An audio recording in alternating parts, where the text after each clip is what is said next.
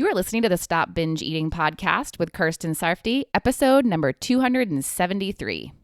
Welcome to the Stop Binge Eating podcast. It's time for you to end your food obsession and begin feeling confident and in control around food. You are absolutely capable of eliminating binge eating from your life, and I'm going to show you how by giving you simple tools and insights that you can apply in your own life. I'm your host, Kirsten Sarfty. Now let's get to it. Hi, do you want to stop feeling urges to binge eat? Of course you do. So then come join me in the free workshop I'm doing next week on Wednesday, November 1st of 2023 at 3 p.m. Eastern Time, where I will help you do it.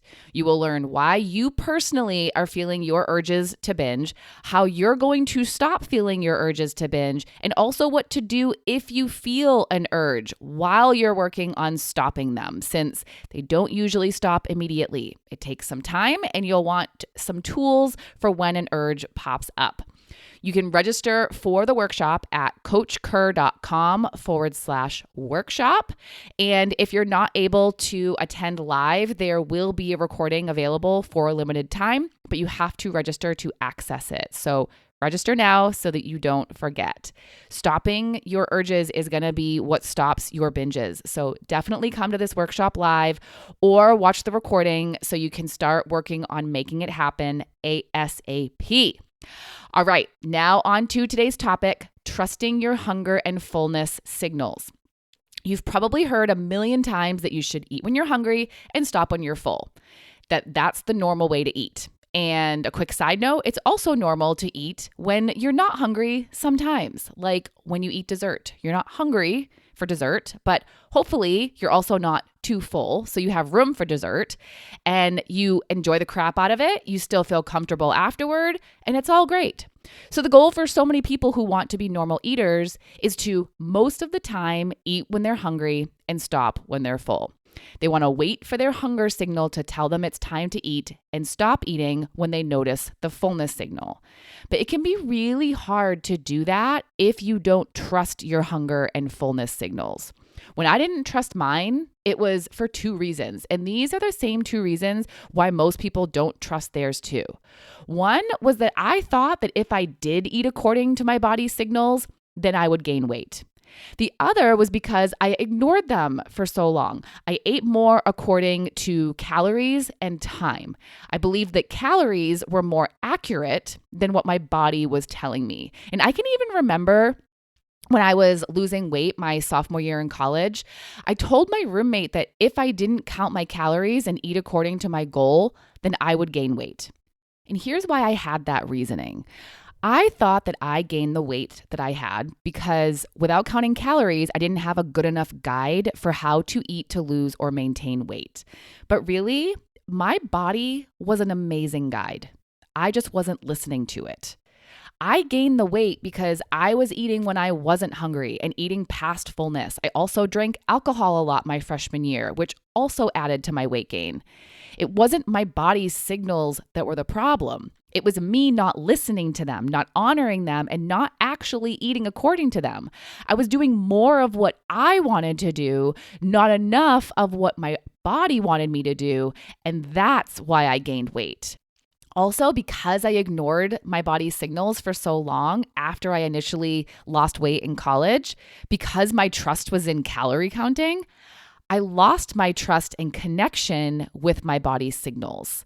Sometimes I would feel hungry and would think that I shouldn't be. I would think that my body was wrong. I also wouldn't feel full after eating a certain amount and would think that it was wrong that I wasn't full yet.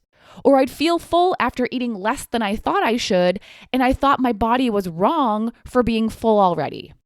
There was a lot of arguing with my body, a lot of thinking it was wrong. Of course, sometimes I agreed with it and ate according to my body's signals, but because I thought my body was wrong for sending signals when I thought it shouldn't, or for not sending signals when I thought it should, I lacked trust in my body. Basically, I thought I knew better than my body. But honestly, my body and your body are so wise. I don't think enough of us give our bodies enough credit. Our bodies are actually pretty incredible and are amazing at taking care of themselves. I mean, look at how our bodies heal themselves during so many different illnesses and injuries. Look at how our bodies function day to day to keep us alive with so many systems going. And part of what our bodies are capable of is asking us to take care of it. That's why we get signals to sleep, to warm up, to cool down. Our bodies are asking us to take action in order to help the body survive and regulate. And that's why it signals us to eat and to stop eating. It can't do that part on its own. So when it notices that it's time to fuel up, it asks you to do it. And when it notices that it's fully fueled, it asks you to stop. Your body is really good at asking for what it needs, but the problem that so many of us fall into is us thinking we know better. And so much of this stems from wanting to lose weight. We've been taught that in order to lose weight, we need to deny our body of what it's asking for. But we need to acknowledge that our body's needs aren't what caused weight gain to begin with. It was us eating beyond our body's needs. Now, I of course can't speak for all people and all bodies, but what I'm talking about here is the case for most people. Our over desire to eat causes us to eat beyond what our bodies are signaling for us to do. So many of us have an over desire because it's how we handle our emotions and it's how we experience pleasure. We all experience a plethora of emotions. And for so many of us, when we're feeling the uncomfortable ones, we eat to feel better. So when we feel an uncomfortable emotion, we desire eating. Also, eating is pleasurable. And for many of us, eating is our main source of pleasure. So when we're desiring pleasure, that desire drives us toward food because that's where pleasure lies.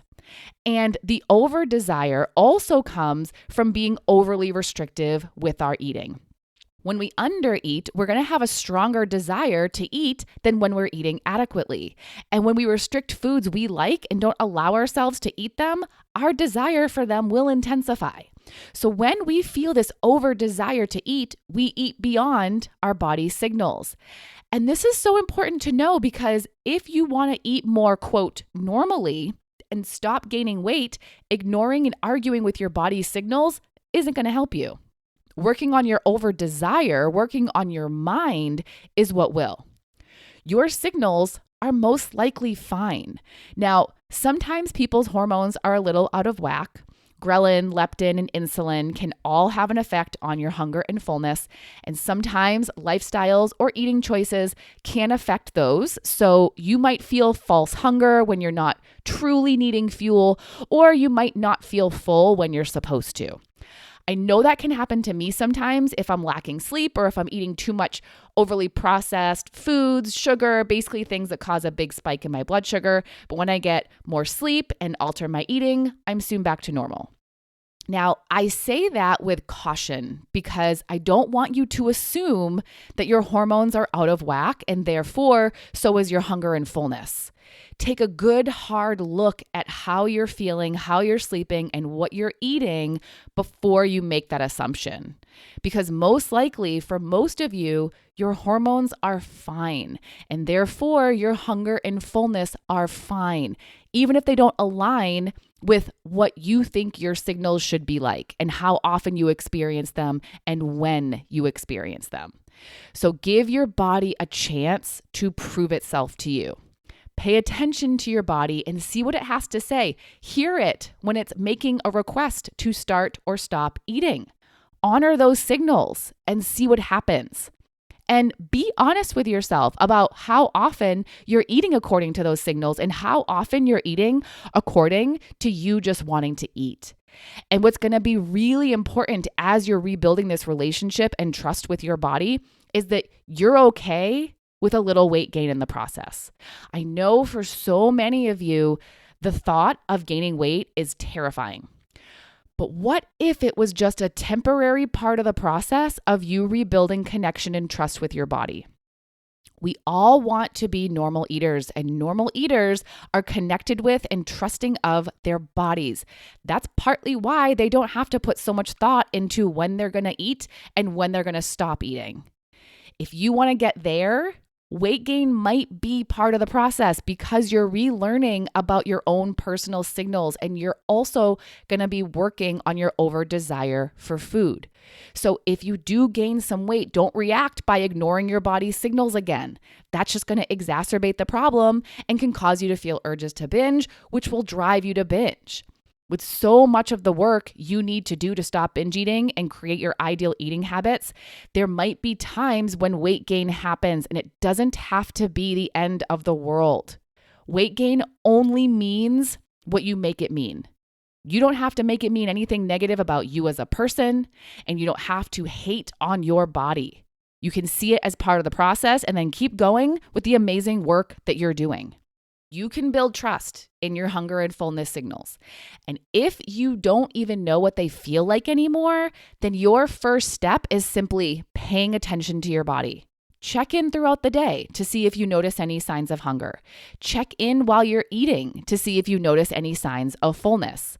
I know it can seem kind of foreign when you haven't been doing it for a long time, but also know that recognizing hunger and fullness is an innate ability that you were born with. You're now just reconnecting with it. Be patient with yourself and your body, and also stop arguing with it. If your body is saying it's hungry, it's hungry. If it's saying it's full, it's full.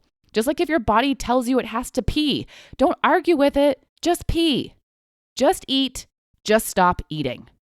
And I know the stopping part is easier said than done, but when I say that here, I'm saying it as opposed to arguing with your body about it saying you're full. This is not the time for me to go into detail about how to stop eating. I do that in many other episodes and will continue to. Here, I'm saying to stop arguing about what your body is saying and put in effort to stop. So I guess it would be better to say, just try to stop and do your best. All right. Pay more attention to your body and eat more according to your body's amazing wisdom that it has for itself. And the more you do, the more trust you will have in it. And also, don't forget to register for the free Stop Feeling Urges to Binge Eat workshop next week by going to coachker.com/workshop, coachkir.com/workshop. The workshop is on Wednesday, November 1st of 2023 at 3 p.m. Eastern Time, and there will be a limited time recording available for those who register. So register now, okay? And I will talk to you next time. Bye-bye. Thank you for listening to the Stop Binge Eating podcast. If you like what you heard today and you want more, go to coachkir.com/free. That's coachkir.com/free to get some awesome free stuff to help you stop binge eating.